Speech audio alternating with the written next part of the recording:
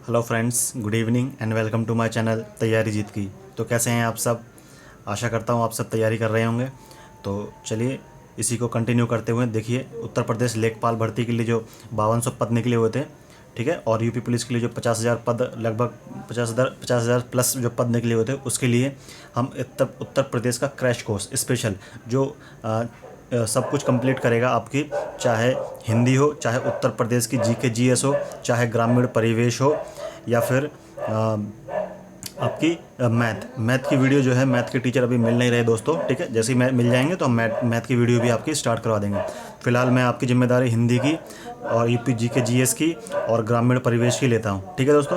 तो इसी के तहत हम आज हिंदी का जो है सेट फर्स्ट, ठीक है, पहले हम सेट कंप्लीट करेंगे, फिर हम इसको देखेंगे कि हम लेक्चर वाइज यानी कि टॉपिक वाइज किस तरह से कंप्लीट करें। क्लियर? तो एक बार आप देख लें कि किस तरह से आता है पेपर, हिंदी का किस तरह से पूछा जाता है, क्या क्या इसके अंदर मोस्ट इंपॉर्टेंट टॉपिक बनते हैं, टॉपिक से क्वेश्चन बनते हैं, वो आप एक बार जो है कंक्लूड निकाल कर रख लीजिए। क्लियर? तो इसी के लिए हम जो है आपका हिंदी का चला रहे हैं। क्लियर दोस्तों? चलिए तो फिर शुरू करते हैं। और चैनल को शुरू करने से पहले लाइक शेयर सब्सक्राइब करना बिल्कुल ना भूलें, और बेल आइकन का बटन जो दबाएं, ताकि टाइम टाइम आपको मेरे द्वारा बनाई गई वीडियो का नोटिफिकेशन मिलता रहे। क्लियर दोस्तों? चलिए आगे, हम आगे अपने क्वेश्चन पे और फटाफट हम करते हैं, ठीक है। और मैं क्वेश्चन आपको पढ़ते आ रहा हूँ, टेस्ट है एक तरह से, आपको ये प्रीवियस ईयर के सारे क्वेश्चंस मैंने लिए हैं, आपको टेस्ट देना है, देखना है कि आपने जितना अभी तक पढ़ा है तो वो आपके लिए मतलब बेनिफिट है या फिर सफिशिएंट है, या फिर और आपको मेहनत करने की ज़रूरत है। तो उस हिसाब से हम आपको टॉपिक तो हालांकि हमको करवाना ही है। क्लियर दोस्तों? चलिए तो हम फिर पहले क्वेश्चन से स्टार्ट करते हैं। और पहला क्वेश्चन कह रहा है कि द्वंद्व समास में किसका प्रयोग होता है। आपने द्वंद्व समास अगर आपने देखा हो, ठीक है दोस्तों, तो द्वंद्व समास जो है आपका, जिसमें दोनों पद प्रधान होते हैं, ठीक है, उस वहाँ पर इस्तेमाल किए जाते हैं। तो इसमें कौन सा चिन्ह जो होता है इस्तेमाल होता है, आपको बताना है कि पूर्ण विराम का, संयोजन का, काकपद का, या अवतारण का, ठीक है दोस्तों। तो ये आपको बताना है। क्लियर? तो इसका राइट आंसर हो जाएगा ऑप्शन बी दोस्तों, ठीक है। किस तरह से, अगर आपने जैसे देखा हो, माता पिता जब लिखते हैं अपन, माता पिता, ठीक है, जो ये वाला चिन्ह आया बीच में, ये वाला चिन्ह, इसको बोलते हैं हम संयोजक चिन्ह, ठीक है। जैसे दिन रात लिखना हो आपको, ठीक है, तब भी हम ऐसे लगाते हैं, ठीक है। तो इस तरह के शब्द जो होते हैं ना, दिन रात, माता पिता, भाई बहन, आना जाना, ठीक है, तो इसे जो बीच में इधर उधर, ये जो बीच में चिन्ह आता है उसको हम बोलते हैं संयोजक चिन्ह। क्लियर दोस्तों? जो माइनस का छोटा सा चिन्ह आता है उसको हम बोलते हैं संयोजक चिन्ह। क्लियर? चलिए फटाफट बढ़ते हैं, फिर थोड़ी थोड़ी सी जानकारी देते हुए और फटाफट आगे बढ़ जाएंगे हम। सिर्फ ऑप्शन पे डिपेंड है, ठीक है, ऑप्शन बताएंगे आपको, फटाफट आपको देखना है कि आपने सही जवाब लगाया है कि नहीं लगाया। आपको टेस्ट अपने सेल्फ देना है, और इसका जो है प्रैक्टिस आप अपनी कॉपी में कर सकते हैं। क्लियर? चलिए तो महोषध, ये बताना आपको, शब्द का संधि विच्छेद करना है, ठीक है। महोषध, इस शब्द का आपको संधि विच्छेद करना है। इसमें से कौन सा होगा? ऑप्शन ए या ऑप्शन बी या ऑप्शन सी या ऑप्शन डी? तो इसका राइट आंसर हो जाएगा दोस्तों ऑप्शन ए, महाजमा में औषध, ठीक है दोस्तों, महाजमा में औषध, ये राइट आंसर हो जाएगा आपका, किसका? महोषध का। क्लियर? चलिए आगे बढ़ते हैं। कह रहा है कि दुष्चरित्र व्यक्ति से संबंध नहीं रखना चाहिए। तो इस वाक्य में प्रयुक्त दुष्चरित्र शब्द व्याकरण की दृष्टि से किस संवर्ग में है, ये आपको बताना है कि संज्ञा है या सर्वनाम है, विशेषण है, या फिर क्रिया विशेषण है। तो थर्ड का जो अपना राइट आंसर हो जाएगा वो हो जाएगा सी, यानी कि विशेषण। दुष्चरित्र जो है आपका क्या है दोस्तों? विशेषण है। क्लियर? क्या है? विशेषण। ओके, चलिए नेक्स्ट क्वेश्चन कहा जा रहा है, क्वेश्चन नंबर 4, किसी के दुख से दुखी होकर उस पर की गई दया क्या कहलाती है? अनुकंपा कहलाती है, अनुराग कहलाती है, अनुग्रह कहलाती है, या अभिनंदन कहलाती है? तो इसका राइट आंसर हो जाएगा दोस्तों ऑप्शन ए, अनुकंपा। अनुकंपा ही आपका कहलाता है जब किसी व्यक्ति को दुख से, मतलब वो कोई व्यक्ति दुख में है और दुखी होकर उस पर कोई दया करता है, ठीक है, तो उसको कहते हैं अनुकंपा, ठीक है, उस दुखी व्यक्ति की कोई सहायता करता तो। क्लियर? चलिए, निम्न में से दीर्घ स्वर कौन सा है? तो इनमें से पहचानना आपको option A B C D में से कि इसमें से दीर्घ स्वर कौन सा है। तो इसका राइट आंसर हो जाएगा ऑप्शन ए दोस्तों, option A. Clear? Option A जो होगा, बड़ा आ जो है आपका दीर्घ स्वर बनाता है। क्लियर? ओके दोस्तों, चलिए फटाफट मूव करते हैं। कहा जा रहा है कि सलभ चंचल मेरे प्राण, इसमें शलभ क्या है, ये आपको बताना है। साधारण धर्म है, वाचक शब्द है, उपमेय है, या उपमान है? तो 6 का जो आपका राइट आंसर हो जाएगा दोस्तों वो हो जाएगा ऑप्शन डी, उपमान। ये आपका जो है शलभ, ये जो आपको पूछा गया स्पेशली, ठीक है, शलभ पूछा गया, वो क्या है? उपमान है। क्लियर? चलिए फटाफट कहा गया कि कौन सा शब्द घोड़ा का पर्यायवाची नहीं है। ठीक है दोस्तों, तो घोड़े का पर्यायवाची नहीं है वो आपको बताना है। तो इनमें से, तो इसमें से राइट आंसर हो जाएगा आपका ऑप्शन ए बाजी, ऑप्शन बी तुरंग, ऑप्शन सी शार्दुल, ऑप्शन डी हाय। तो सातवें क्वेश्चन, इसका क्वेश्चन का राइट आंसर हो जाएगा ऑप्शन सी दोस्तों। क्या जाएगा? Option C Shardul. ठीक है दोस्तों, बाजी जो है आपका घोड़े का होता है, तुरंग आपका घोड़े का होता है आपका घोड़े का होता है, जो शार्दुल है ये होता है आपका शेर का। क्लियर दोस्तों, ये होता है आपका शेर का। ओके दोस्तों, शेर का जो है आपका पर्यायवाची होता है। क्लियर, चलिए फटाफट मूव करें। कह रहा है कि शुद्ध वाक्य पहचानिए। तो 4 वाक्य दे रखे हैं आपको, आपको बताना है कि इसमें से शुद्ध कौन सा है। आप फटाफट पढ़ लिए, मैं आपको ज़्यादा समय नहीं दूंगा। ठीक है, बस आपको वीडियो पॉज करके आप देख लें, पढ़ लेना। ठीक है, और आप अपने कॉपी में राइट टिक कर लेना। उसके बाद जब मैं राइट आंसर बताऊँगा तो आपको चेक करना है कि वो राइट है या रॉन्ग है। क्लियर, तो जो 8वें का राइट आंसर हो जाएगा ऑप्शन ए दोस्तों। इसका राइट आंसर क्या जाएगा? ऑप्शन ए, वकील ने कागजातों की जाँच की। ठीक है, शुद्ध वाक्य है ये।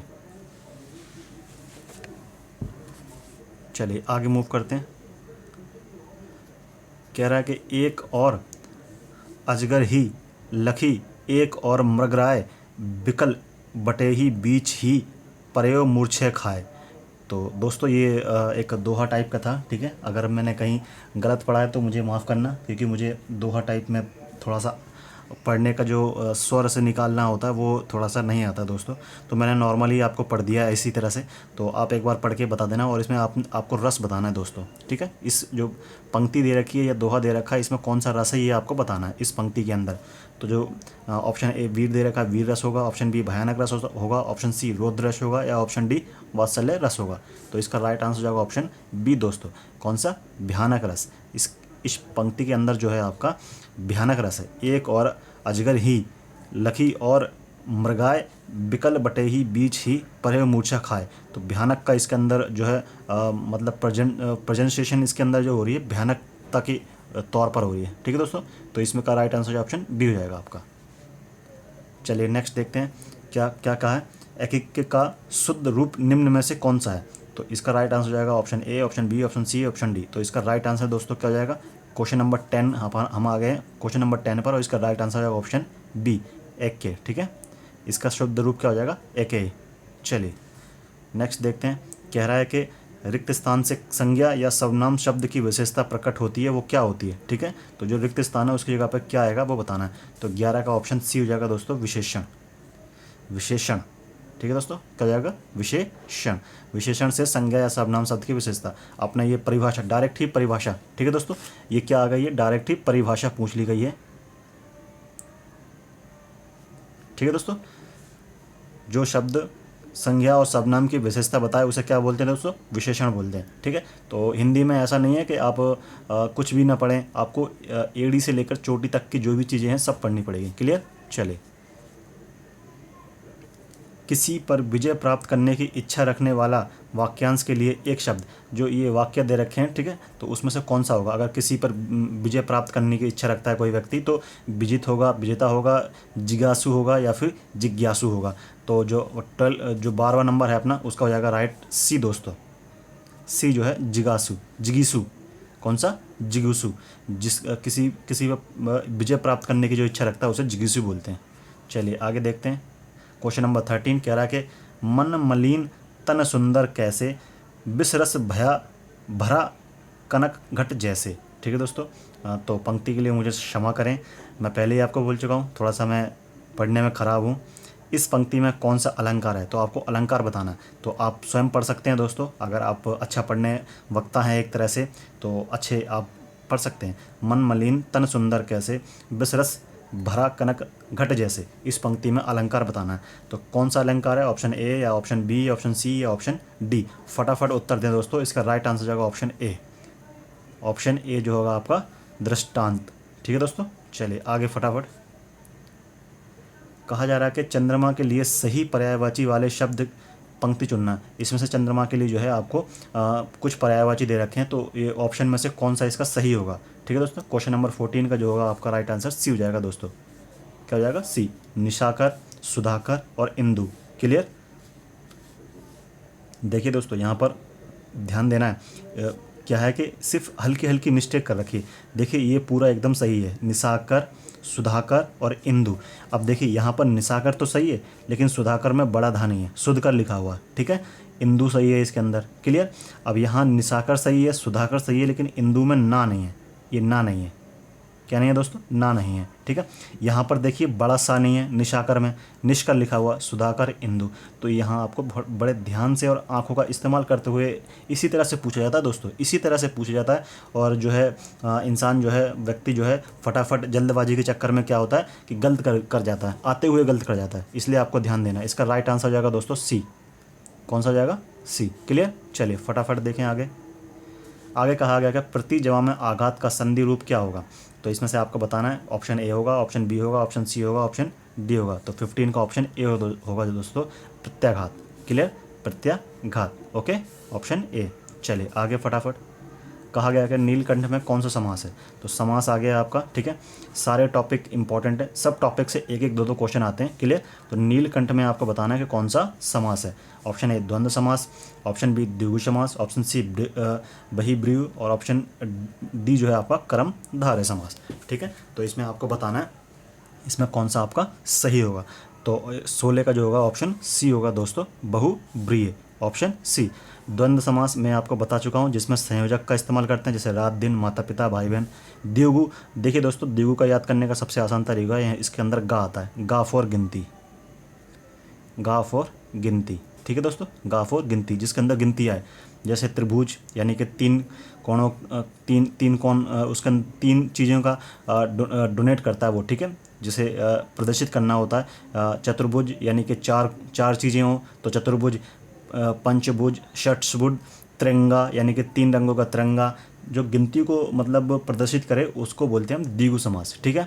पहला, अंतिम, अंतिम बोले, पहला बोले, फर्स्ट बोले, आखिरी बोले, इस तरह से 15वां बोले, इस तरह से जो है आपका संख्या जो प्रदर्शित करे उसको बोलते हैं द्विगु समास। बहुब्रीहि तो आपको पता ही चल गया, जिसका शब्द एक हो लेकिन उसका अर्थ जो है कोई और प्रकट हो रहा है। जैसे नीलकंठ, नीला है जिसका कंठ, यानी कि नीला है जिसका कंठ, यानी कि दोस्तों क्या जाएगा, ये क्या नाम है उनका, महेश यानी कि शिव जी, ठीक है दोस्तों, नीलकंठ, क्लियर। तो अलग ही संज्ञा मिलती है एक अलग शब्द की, उसको बोलते हैं बहुब्रीहि। चलिए फटाफट आगे बढ़ते हैं। कहा जा रहा है कि भारत में निर्धनता निर्मूलन कार्य गति से नहीं हो रहा है, रिक्त स्थान पर हमको भरना है कि इसमें से सही क्या होगा। Option A, option B, option C, option D में से राइट आंसर क्या जाएगा। इसका राइट आंसर जाएगा ऑप्शन सी दोस्तों, प्रशंसनीय, प्रशंसनीय, ऑप्शन सी, क्लियर। फटाफट देखते हैं आगे। कहा कि लाखों लोगों ने इसे महसूस किया है, वाक्य में विशेषण है कौन सा, ये बताना है इसमें से विशेषण कौन सा है। जो ये आपको ऊपर क्या दे रखा है दोस्तों, एक सेंटेंस दे रखा है, ठीक है, एक सेंटेंस दे रखा है और कहा कि लाखों लोगों ने इसे महसूस किया, इसमें आपको बताना है कि विशेषण कौन सा है। तो इसका राइट आंसर हो जाएगा ऑप्शन सी दोस्तों, लाखों, ठीक है। लाखों लोग एक लोगों की एक विशेषता बता रहे हैं, तो कितने लोग हैं, लाखों लोग, क्लियर। चलिए आगे देखते हैं। आगे कहा गया कि निम्नलिखित 6 वाक्यों में प्रथम व अंतिम निश्चित है, ठीक है, शेष को उचित क्रम में व्यवस्थित कीजिए। तो ये पढ़ना है आपको, कुछ सकारात्मक सोच जो है आपका, पहला और अंतिम दे रखा है, यानी कि पहला ये रहा दोस्तों, ध्यान से देखना है, कन्फ्यूज नहीं होना, पहला ये रहा, छठा ये रहा, ठीक है, पहला और छठा, जिस तरह से क्वेश्चन में कहा है। और इन शब्द को क्या बोला है उसने कि क्या लगाना है, इसमें क्रम में लगाना है, ठीक है दोस्तों, क्रम में लगाना है। तो सतर्कता है कि ही जीवन की सफलता और असफलता, जो ये रैंडमली दे रखा है, उलट पुलट करके दे रखा है, तो इसका राइट क्या हो जाएगा वो आपको लगाना है, ठीक है। पूरा एक सेंटेंस बनेगा, फिर आपको बताना है कि ऑप्शन ए होगा, ऑप्शन बी होगा, ऑप्शन सी। यहाँ बताना दोस्तों ऑप्शन ए होगा या ऑप्शन बी होगा या ऑप्शन सी होगा या ऑप्शन डी। यहाँ मत लगा के आ जाना कि ये लगा के आ जाओ, ठीक है दोस्तों, यहाँ नहीं लगाना है। तो इसमें से 19 का आपको बताना है, इसका राइट आंसर ऑप्शन बी हो जाएगा दोस्तों, ऑप्शन बी जो आपका बनेगा, ये बनेगा आपका पहला, ये बनेगा आपका पहला दोस्तों, रा बनेगा आपका दूसरा, ठीक है दोस्तों, या बनेगा आपका तीसरा, और लास्ट वाला आ जाएगा आपका चौथा, क्लियर। इसको मिलाकर आप देखेंगे तो एक अच्छा सा और बढ़िया सा सेंटेंस बनेगा, जो कि ये इसके लिए जो इसने रिक्वायरमेंट की है, क्लियर, इस वाक्य के अनुसार। चलिए फटाफट देखते हैं आगे। 20 क्वेश्चन नंबर 20 आ गए। मन चाही वस्तु के नष्ट होने या उसका कोई अनिष्ट होने पर हृदय का संवेदना में होना किस प्रकार का रस है, ठीक है। जैसे आपने देखा होगा कि कोई चीज़ आपको बहुत प्यारी है, ठीक है, वो टूट जाए तो हृदय एकदम से बैठ जाता है। तो कहते हैं ना कि आज तू मायूस मायूस सा क्यों है, उदास उदास सा क्यों है, तो संवेदनायक हो जाता है अपना हृदय। ठीक है, तो जो हो जाता है वो किस कारण से होता है, उस वहाँ पर कौन सा रस प्रकट होता है, ठीक है, कौन सा भाव प्रकट होता है, वो आपको बताना है। शांत रस, करुण रस, वात्सल्य या फिर अद्भुत। तो 20 का राइट आंसर ऑप्शन बी जो हो जाएगा करुण दोस्तों। ठीक है, किसी चीज़ का हम शोक मनाते हैं उसको करुण बोलते हैं। क्या बोलते हैं दोस्तों, करुण। किसी चीज़ का शोक मनाते हैं या दुखी में रहते हैं उसको हम करुण रस बोलते हैं। क्लियर, चले। तो इसका भाव जो प्रकट होता है वो शोक का होता है। ठीक है दोस्तों, शोक का होता है। क्लियर, चलिए फटाफट देखें आगे। राजभाषा उस भाषा को कहते हैं जिस भाषा के द्वारा, अब ऑप्शन दे दिए हैं आपको। ठीक है, आपको फटाफट पढ़ना है, ज़्यादा टाइम नहीं दूंगा दोस्तों, फटाफट पढ़िए और फटाफट आंसर दीजिए। ठीक है, क्वेश्चन एक बार और रिपीट कर देता हूँ कि राजभाषा उस भाषा को कहते हैं जिस भाषा के द्वारा, अब बाकी आपको ऑप्शन में से चॉइस करना है। इसका राइट आंसर हो जाएगा ऑप्शन ए दोस्तों, यानी कि राजभाषा उस भाषा को कहते हैं जिस भाषा के द्वारा किसी राज्य के प्रशासनिक कार्य को संपन्न किया जाता है। ठीक है, तो राजभाषा किसे कहेंगे, राजभाषा उसे कहते हैं जब राज्य अपने प्रशासनिक कार्यों को, ठीक है, अपने प्रशासनिक कार्यों के लिए वो उसे बाधित करता है, यानी कि उसे कानून बना देता है या मान्यता प्रदान कर देता है, उसको बोलते हैं हम राजभाषा। क्लियर दोस्तों, ऑप्शन ए। चलिए फटाफट आगे मूव करते हुए क्वेश्चन नंबर 22 कह रहा है कि स्वरों की मात्रा तथा अनुस्वरों एवं विसर्ग सहित व्यंजन वर्ण की परंपरा को क्या कहते हैं। देखिए फिर से दोस्तों क्या आ गई है, ये आ गई है परिभाषा। ठीक है, तो देखिए 2-3 परिभाषा आपके सामने आ चुकी है, तो इसकी भूल बिल्कुल ना करें कि परिभाषा ना करके जाएं, सब कुछ पढ़ के जाना है दोस्तों। ठीक है, तो क्या कहते हैं, 12 खड़ी कहते हैं, व्यंजन खड़ी कहते हैं, स्वर खड़ी कहते हैं कि स्वर खड़ी कहते हैं। ठीक है, स्वर लड़ी है यहाँ पर और यहाँ स्वर खड़ी है। ठीक है, तो ऐसा तो कुछ होता नहीं है, ये स्वर खड़ी है, ये व्यंजन खड़ी है। जिसमें अंदर व्यंजन हो उसको व्यंजन खड़ी, जिसके अंदर स्वर हो वो स्वर खड़ी। जिसके अंदर क्या हो दोस्तों, मात्राएं हों, ठीक है, स्वर हों, व्यंजन हो, विसर्ग भी हो, उसको क्या बोलते हैं, 12 खड़ी। आपने पढ़ी होंगी 12 खड़ी, 52 का जो आते 12 खड़ियाँ, छोटा का, बड़ा का, छोटे की, बड़ी की, छोटा कू, इसी तरह से छोटा खा, बड़ा खा, फिर गा के लिए, फिर घा के लिए, इसी तरह से जो ज्ञा तक, ज्ञा से आ से लेकर दोस्तों, सॉरी आ कह रहा हूँ, का से लेकर ज्ञा से ज्ञानी तक जो आपकी खड़ियाँ होती हैं उसको आप 12 खड़ी कहते हैं। क्लियर दोस्तों, चलिए आगे देखते हैं। इसका राइट आंसर आपको पता चलेगा दोस्तों, ऑप्शन ए है। ठीक है, चलिए फटाफट देखते हैं। क्वेश्चन नंबर 23 कह रहा है कि वाक्य भेद के आधार पर वाक्य का नाम बताइए। मैंने उसे बहुत समझाया परंतु वह नहीं समझी। ठीक है, तो आपको बताना है कि इसमें ये कौन सा वाक्य है। ऑप्शन ए यानी कि मिश्रित वाक्य, ऑप्शन बी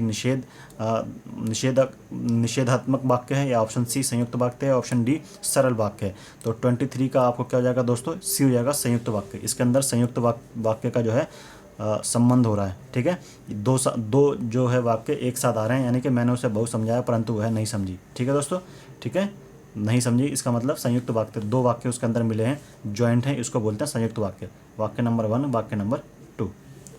चलिए आगे देखते हैं। निम्नलिखित कहावत का सही अर्थ बताइए। चूहे के चाम से नगाड़े नहीं मढ़े जाते। तो आपको बताना है, फटाफट ऑप्शन पढ़ना है आपको, कोई इसमें से क्या हो जाएगा, इस कहावत का क्या अर्थ निकलेगा वो आपको बताना है। तो क्वेश्चन नंबर 25 का हो जाएगा आपका डी दोस्तों। ठीक है दोस्तों, चूहे के चाम से नगाड़े नहीं बजते, इसका मतलब है सीमित साधनों से बड़े काम नहीं होते। ठीक है, बड़े सीमित साधन, कम साधन के होते हुए हम बड़े काम नहीं कर सकते। क्लियर, चलिए फटाफट आगे देखें। क्वेश्चन नंबर 25 कह रहा है कि यदि उपमेय उपमान में बिंब प्रतिबिंब का भाव हो तो अलंकार होता है। कौन सा दोस्तों, कौन सा प्रतीत होता है अलंकार, या आपको बताना है प्रतीत, प्रतीप, या फिर संदेह, या फिर दृष्टांत, या फिर अनन्वय। तो जो 25 का हो जाएगा आपका सी दोस्तों, यानी कि दृष्टांत। ऑप्शन सी दोस्तों, ऑप्शन सी दृष्टांत। क्लियर, चलिए आगे देखें फटाफट। क्वेश्चन नंबर 26 कह रहा है कि दिए गए वाक्य में जिस अंश में त्रुटि हो उसे ABC इंगित करना है आपको। ठीक है, ABCD से, और अगर किसी में त्रुटि नहीं है तो वो ऑप्शन डी लगाना है। ठीक है, लेकिन आपको ध्यान दोस्तों ऐसे देना है, देखिए थोड़ा सा ध्यान दीजिए।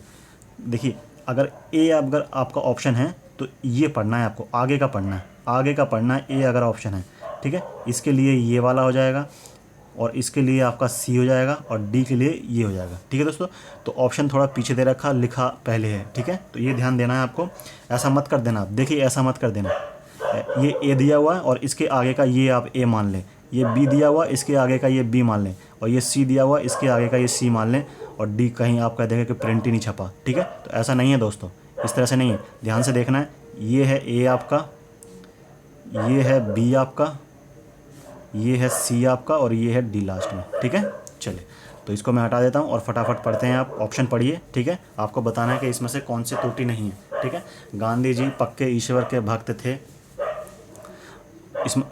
तो इसमें से कौन सा आपका, या फिर कोई त्रुटि नहीं होगी।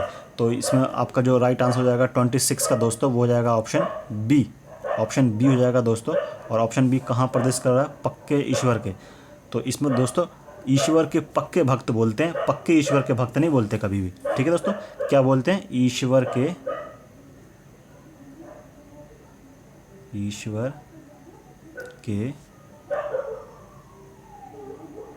पक्के भक्त। क्लियर दोस्तों, इस तरह से बोला जाता है, ना कि पक्के ईश्वर के भक्त। क्लियर, चलिए तो इसका राइट आंसर हो जाएगा आपका option B. Option B. Clear, चलिए फटाफट देखें आगे। क्वेश्चन नंबर 27 कह रहा है कि कृदंत प्रत्यय किस शब्द के साथ जुड़ते हैं, संज्ञा के साथ, सर्वनाम के साथ, विशेषण के साथ, या फिर क्रिया के साथ। तो 27 का आपका राइट आंसर हो जाएगा ऑप्शन डी दोस्तों, क्रिया के साथ। क्लियर, क्रिया के साथ जो है आपका कृदंत प्रत्यय जुड़ते हैं। ओके, चलिए फटाफट देखें आगे। बोली किसकी इकाई है, भाषा की छोटी इकाई, अंचल की छोटी इकाई, राज्य की छोटी इकाई, देश की छोटी इकाई। तो 28 का ऑप्शन ए दोस्तों, भाषा की होती है ना। अगर बोली बोलनी है तो भाषा जाननी जरूरी है। ठीक है, भाषा कौन सी है। क्लियर, चलिए आगे देखते हैं। ऑप्शन ए इसका राइट आंसर था। 29 का आ गया नी उपसर्ग को, नी उपसर्ग से बना शब्द निम्न में से कौन सा है। नी का इस्तेमाल करते हुए उपसर्ग। ठीक है, उपसर्ग बताना है आपको, यानी कि इसके उपसर्ग जो नी का शब्द इस्तेमाल करना है आपको। ठीक है, कोई और शब्द नहीं इसके अंदर देखना है। ठीक है, नी। तो इसका राइट आंसर 29 का क्या जाएगा दोस्तों, ए। तो ये तो आप वैसे ही बता सकते थे। ठीक है, देखिए नी बोला गया है, उसमें साफ साफ नी बोला गया, और यहाँ क्या है, ना। तो ये पहले कैंसिल हो गया, ये भी ना है, ये कैंसिल हो गया, दो तो आपके कैंसिल हो गए हैं। ठीक है, और उसके बाद शब्द बनाना है आपको। तो देखिए नी और चा लिखा हुआ है, तो जो शब्द हम जोड़ते हैं, जैसे ये हो गया नी जमा में चा। ठीक है, तो इस शब्द का भी कोई अर्थ होना चाहिए दोस्तों। ठीक है, तभी वो शब्द बनता है। तो जैसे इसके अंदर देखिए, इसके अंदर तो नी जमा में तांत। ठीक है, तो तांत का एक शब्द अर्थ होता है, इसलिए ये जुड़ जाता है नी के साथ, तो बन जाता है नितांत। क्लियर दोस्तों, इसका राइट आंसर हो जाएगा ऑप्शन ए। ऑप्शन ए दोस्तों, ऑप्शन ए इसका राइट आंसर हो जाएगा, ऑप्शन ए। आगे बढ़ते हैं फटाफट। क्वेश्चन नंबर 30, और जो कि इस वीडियो का हमारा लास्ट क्वेश्चन है। निम्नलिखित में से अर्ध तत्सम शब्द को पहचानना है। अर्ध तत्सम शब्द को पहचानना है। तो ऑप्शन ए द्वैव, ऑप्शन बी पंख, ऑप्शन सी अक्षर, और ऑप्शन डी बच्चा। तो 30 का जो हो जाएगा ऑप्शन ए दोस्तों, द्वैव। ठीक है दोस्तों, द्वैव, ऑप्शन ए। यहाँ आपके 30 क्वेश्चन मैंने कंप्लीट करा दिए हिंदी का। ठीक है, इसी तरह से प्रीवियस ईयर के टेस्ट में और कराता रहूँगा आपको। ठीक है, सिर्फ आपको चैनल को सपोर्ट करना है, लाइक करना है, शेयर करना है, सब्सक्राइब करना है। ठीक है दोस्तों, तो चलिए फिर मिलते हैं आपसे नेक्स्ट वीडियो में।